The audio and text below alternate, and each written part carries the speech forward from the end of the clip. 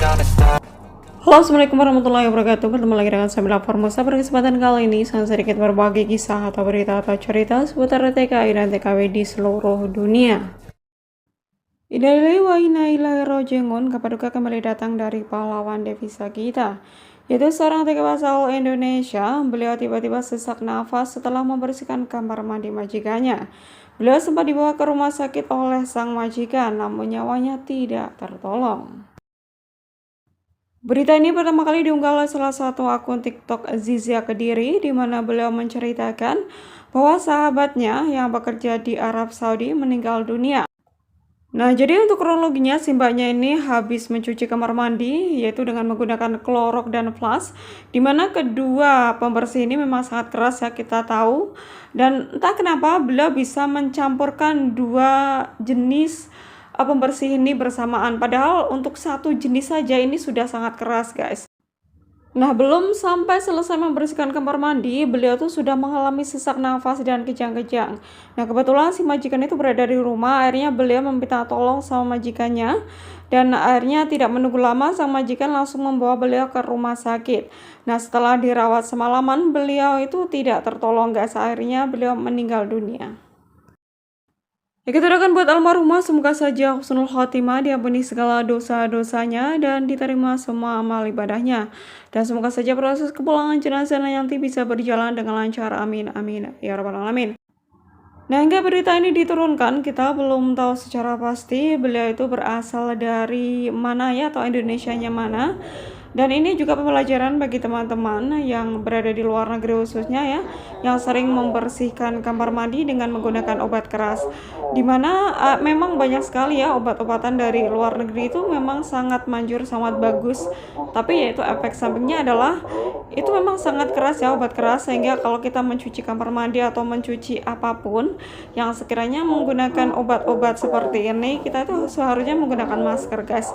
Atau kalau misalkan tidak mau menggunakan masker, jendelanya itu dibuka atau mungkin pintunya dibuka, jangan sampai tertutup, karena memang ini sangat berbahaya sekali untuk kesehatan, guys. Nah, ternyata teman-teman kita yang berada di luar negeri juga pernah mengalami hal serupa, guys. Mereka juga ada yang mengalami sampai muntah-muntah, sampai pusing, bahkan sampai pingsan begitu, guys. Nah, bagi teman-teman yang di Taiwan, yang khususnya job tasau ya, biasanya mereka itu menggunakan obat-obatan yang sangat keras untuk membersihkan villa atau mungkin apartemen atau mungkin hotel ya. Kalian juga harus hati-hati. Nah, kalau di Taiwan sendiri, klorok itu sama dengan Piupaisoi gitu, guys.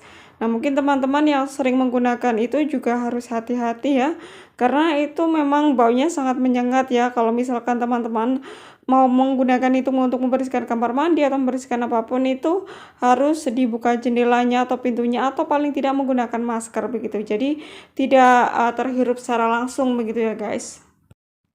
Nah, apalagi bagi teman-teman yang baru datang ke luar negeri ya, yang mungkin di Indonesia itu tidak ada obat-obatan seperti ini. Mungkin jenisnya itu sama, cuma namanya saja yang berbeda. Kalau misalnya kita di Indonesia itu kan kita jarang sekali menggunakan obat-obatan yang sangat keras seperti ini ya.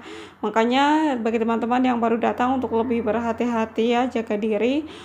Dan untuk penggunaan seperti pembersih seperti ini, kalau misalkan tidak tahu dosisnya, itu bisa tanyakan ke majikan gitu ya, atau mungkin untuk mengantisipasi kalian menggunakan masker saja untuk menghindari hal-hal yang tidak kita inginkan ya, karena ada beberapa teman kita yang mungkin ya, yang tangannya sensitif atau kulitnya yang mungkin sedikit alergi, itu juga bisa berbahaya, guys. Karena ini pengalaman saya pribadi dulu, saya pertama kali bekerja di luar negeri, yaitu tepatnya di Singapura.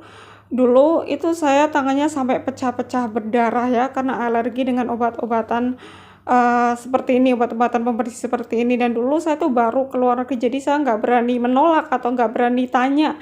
Bahkan untuk sekedar minta obat pun saya tidak berani, guys. Sampai tangan saya tuh rusak parah.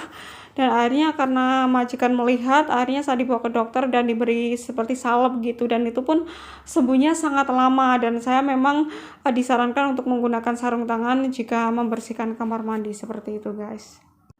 Nah, mungkin sekian dulu video dari saya, semoga saja bisa kita jadikan pelajaran ya. Dan sekian dulu, terima kasih. Wassalamualaikum warahmatullahi wabarakatuh. Bye-bye.